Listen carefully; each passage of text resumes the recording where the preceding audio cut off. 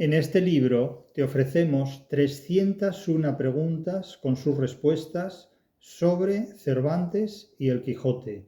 Este es el test de Cervantes y el Quijote, un test que lúdicamente, con bastante gracia y con mucha mordedura incisiva, se plantea una serie de preguntas clave al acceso de todo el mundo, sobre todo de estudiantes de enseñanza media y de estudiantes universitarios, también de profesores, para saber hasta qué punto se tiene un conocimiento mínimamente solvente y comunicable de Cervantes y el Quijote.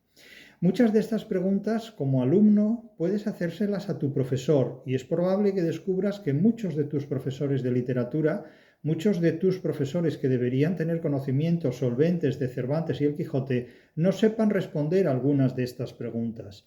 Es un test muy fácil y muy asequible porque las 301 preguntas que contiene se articulan a través de 5 opciones posibles de respuesta, de manera que cada pregunta tiene 5 opciones y tú, a la lectura del Quijote, si quieres leer el Quijote, claro, y sobre todo de la anatomía del Quijote, la obra que acompaña a este test, puedes responder fácilmente a estas preguntas. Y vamos a poner un ejemplo.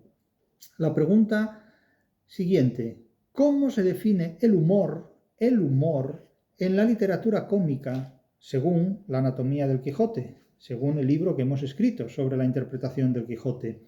5 opciones para responder. A. Como una crítica directa a las instituciones. B.